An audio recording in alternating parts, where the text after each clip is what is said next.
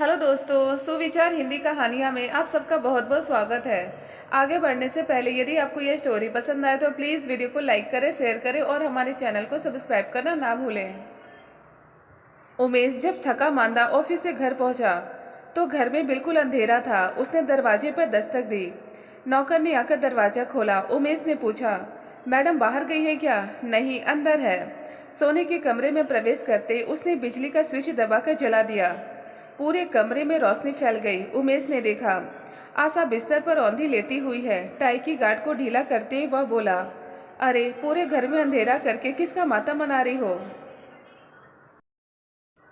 आशा कुछ न बोली। सोई हो क्या? उमेश ने पास जाकर पुकारा। फिर भी कोई उत्तर न पाकर उसने आशा के माथे पर हल्के से हाथ रखा।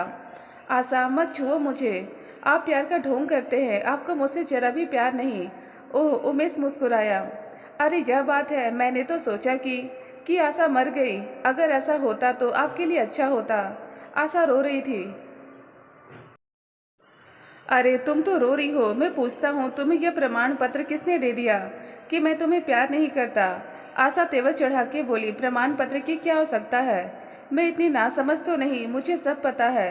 ओहो, आज अचानक तुम्हें क्या हो गया है जो इस तरह बरस पड़ी? आशा आंसू पोंछती हुई बोली, आज मैं लेडीज क्लब गई थी। तो आशा फिर रोने लगी।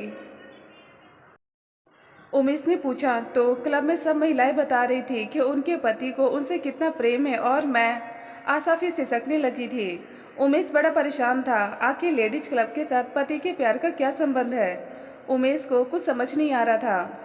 आशा रोते रोते बोली, सीमा बता रही थी कि उसके पति को उससे इतना प्रेम है कि वह हर महीने कुछ न कुछ उपहार लाकर जरूर देता है। पिछले महीने उसको सोने का एक सेट उपहार में मिला और कल एक बहुत महंगी कांचीवरम की साड़ी मिली है। सुबह बता रही थी कि उसे उसके पति ने चढ़ाऊ सेट दिया और एक दूसरे सेट के लिए ऑर्डर दिया है। रश्मि बता रही थी कि उसे हीरे का। अरे बस भी करो, मुझे जरा सांस तो लेने दो।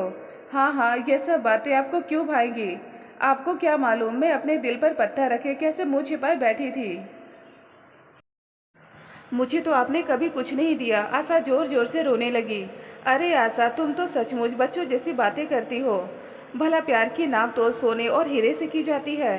प्यार तो दिल में होता है पगली। आशा झुंझलाकर बोली, रश्मि का पति आपसे कितना जूनियर है। शोभा का आदमी भी तो आपसे जूनियर है। जब आपके जूनियर अफसर अपनी पत्नियों को हीरे जवाहरात का सेट दे सकते हैं तो आप क्यों नहीं दे सकते? इसका मतलब तो यही है कि आपको मुझसे जरा भी। आशा फिर से आंसू बहाने लगी। आशा, मैं जानता हूँ ये लोग अपनी पत्नियों को कैसे भेंट देते हैं, मगर मैं उस रास्ते पर नहीं जाना चाहता।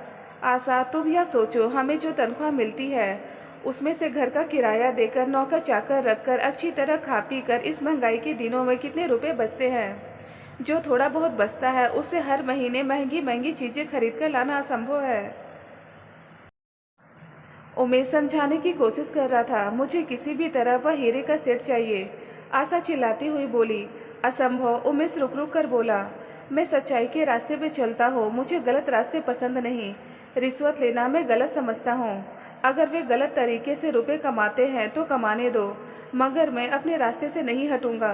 तुम्हें अच्छी तरह समझ लो। उमेश उत्तेजना से हाँफ रहा था। यही आपका अंतिम निर्णय है? आशा गरजती हुई बोली, हाँ तो आप भी जान लीजिए, मुझे जब तक जड़ाऊ सेट नहीं मिलेगा मैं पानी भी नहीं पीऊँगी। अरे भाई, यह क्या बचपना है? सुनो तो। मगर कौन सुनने वाला था। आशा पैर पटकती हुई दूसरे कमरे में चली गई और उसने दरवाज़ा बंद कर लिया। उस रात ना तो आशा ने और न ही उमेश ने खाना खाया। उमेश बहुत परेशान था। वह सोच रहा था जो जिद आशा कर रही है उसे निभाना उसके लिए असंभव है। तो क्या करे वह आशा की जिद से भली भांति परिचित था। तो क्या सचमुच आशा भूख हड़ताल करके अपनी जान दे देगी? सोचते सोचते न जाने कब उसकी आंख लग गई। सुबह वह आशा से बोला, आशा, हमारी शादी की वर्षगांठ 15 दिनों बाद है ना? आशा ने झट से मुंह फेर लिया। ओह, तुम सुनोगी भी नहीं? अरे मैं मान गया तुम्हारी शर्त। 15 दिनों बाद देखना मैं तुम्हें क्या उपहार देता हूँ। उमेश खुश नजर आ रहा था। क्या? आशा ने अस्फुट स्वर में पूछा। मैं तुम्हें एक शानदार सेट उपहार में दूंगा। उमेश बोला। सच? हाँ सच, आशा बोली। और सुनो, हमारी शादी की सालगिरह पर जिन जिन को बुलाना है उनकी एक लिस्ट बना लो। ओह, आप कितने अच्छे हैं। खुशी से आशा की आंखें चमक उठी। आखिर शादी की सालगिरह का दिन आ गया। आशा उस दिन खूब सज-धज कर तैयार हुई। वह मन ही मन बोली, अब मैं सबको दिखा दूंगी मेरा पति मुझे कितना प्यार करता है। शोभा, रश्मि, हर कोई मन ही मन चलेंगी। एक एक करके मेहमानों से घर भरने लगा। चारों ओर से बधाइयाँ आ रही थी। आशा बहुत बहुत शुक्रिया कहकर सबका स्वागत कर रही थी। उधर उमेश भी मेहमानों की खातिरदारी में जुटा हुआ था। अचानक उमेश ने आशा को बुलाया। अरे सुनो, तुम्हारा इनसे परिचय करा दो। और एक बड़ी उम्र के व्यक्ति की ओर इशारा करके बोला, यह मिस्टर खुराना, मेरे बॉस। नमस्ते, आशा ने मुस्कुराते हुए कहा। नमस्ते, मिस्टर खुराना बोले। अरे मिसेज उमेश, आपने तो इतनी भारी पार्टी दे डाली। बहुत अच्छा बंदोबस्त किया है आपने। जी, आशा को शर्माती हुई बोली। मिस्टर खुराना खाना खा रहे थे और खाते खाते आशा से गपशप कर रहे थे। सच, उमेश इतना होनहार और ईमानदार है कि बस पूछिए मत। उसने तो हमारी कंपनी की आय चौगुनी कर दी। पिछले 20 वर्षों की रिकॉर्ड में शायद इतना नफ़ा कभी नहीं हुआ। मेरा बस चले तो ईमानदारी के लिए उमेश को पद्मश्री का खिताब दिलवा दूँ, कहकर मिस्टर खुराना हंसने लगे। आशा, वह सदा इसी तरह ईमानदारी से काम करता रहा तो मैं बताए देता हूँ, एक दिन वे बात को पूरी न कर पाए। आशा के गले में कुछ अटक गया था। वह खांस रही थी। खांसते खांसते उसका चेहरा बिल्कुल लाल हो गया था। तभी उमेश भी वहां पहुंच गया और आशा की पीठ को जोर जोर से मलने लगा। आशा ने एक लंबी सांस ली और पूरा गिलास पानी पी गई। गले में अटका भोजन का टुकड़ा नीचे उतर गया था। आंख और मुंह को पोंछती हुई वह फिर खाने का कांटा और छुरी इस प्रकार चलाने लगी जैसे किसी के दिल की चीड़फाड़ कर रही हो। मिस्टर खुराना तो पहले ही अपनी बातूनी आदत के लिए विख्यात थे। वे कब चुप रहने वाले थे। वे बहुत कुछ बोलते जा रहे थे, मगर आशा के दिमाग में कुछ भी नहीं घुस रहा था। वे कह रहे थे, बात यह है कि उमेश के प्रति मेरी एक दुर्बलता है। आज अगर मेरा इकलौता पुत्र रमेश जिंदा रहता तो ठीक इसी उम्र का होता। खैर, अरे देखिए, हम भी खाते ही रह गए। सबने तो खाना खा भी लिया। अगर और ज़्यादा देर इधर बैठे रहे तो लोग सोचेंगे पार्टी का सारा खाना बुढ़ा खा गया। और वे ठाका मारकर हंसने लगे, मगर आशा को न जाने क्या होता जा रहा था। उसका दम घुटने लगा। आशा, जो कुछ देर पहले खुशी से फूली न समा रही थी, अब बिल्कुल उदास लग रही थी। सब मेहमानों को विदा करके रात को जब आशा अपने कमरे में आई तो देखा उमेश सामने खड़ा मुस्कुरा रहा है। हंसते हुए उसने पूछा, कहो कैसी रही? मैंने कहा था ना, बहुत शानदार पार्टी दूंगा। अब बोलो, तुम्हारे दिल में अब तो कोई शक नहीं है कि? अरे आशा, अब तुम क्यों रो रही हो? तुम्हें क्या हुआ? कुछ बोलो तो। आशा दोनों हाथों से अपने गले को पकड़े थी, जैसे उसका दम घुट रहा हो। उमेश ने प्यार से कहा, आशा, क्या तुम्हें? आशा से अब खड़ा नहीं हुआ जा रहा था। वह उमेश से लिपट कर फूट फूट कर रोने लगी और बोली, मुझे यह हार काट रहा है, मेरा दम घुट रहा है। मेरी खुशी के लिए तुमने घूस ली। तुम्हारे बॉस को तुम पर कितना विश्वास है, उनकी कितनी उच्च धारणाएं हैं तुम्हारे लिए, पर जब उन्हें मालूम होगा कि तुम बेईमान हो, घूसखोर हो, तो आशा का रोना रुक नहीं रहा था। मैंने ही तुम्हें घूस लेने के लिए विवश किया। मैंने ही तुम्हें गलत रास्ते की ओर पैर बढ़ाने को मजबूर किया। मैंने बहुत बड़ा गलत काम किया है। मगर यह बात अब तुम्हारे दिमाग में किस तरह आई? जब तुम्हारे बॉस यह कह रहे थे कि तुम कितने ईमानदार हो, तो मेरे दिल में एक तीर सा चुभ रहा था।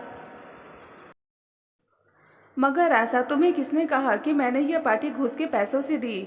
वह आपने ही तो कहा था कि जो तनख्वाह आपको मिलती है उसमें इतनी खरीदारी नहीं कर सकते।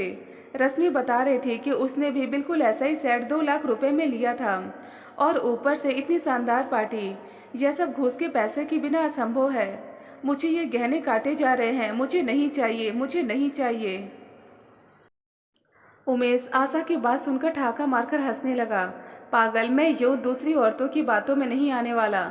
अपनी आंखों से आंसू पोंछ डालो। क्या? आशा आश्चर्य से उमेश का मुंह देखने लगी। अरे, इस जड़ाऊ सेट का दाम केवल 3000 रुपये है। क्या? आशा ने अविश्वास से उमेश की ओर देखा। हाँ, यह कोई असली थोड़ी है, यह तो नकली है। मैंने सोचा साल में 2 या 3 बार पहनने के लिए ये नकली गहने ही ठीक है। क्या फ़ायदा सोने के उन जेवरों का जो चोरों के भय से बैंक के लॉकर में पड़े रहते हैं। सच, मगर पार्टी में तो बहुत पैसे निकल गए। उसका पैसा कहाँ से मिला? उमेश झट से बोला, तुम्हारी सोने की करधनी गिरवी रखकर।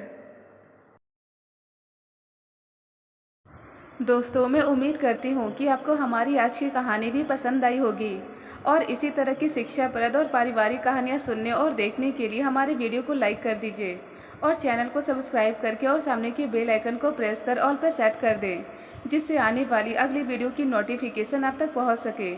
मैं मिलती हूं आपको अगली वीडियो में एक नई कहानी के साथ। तब तक के लिए धन्यवाद दोस्तों।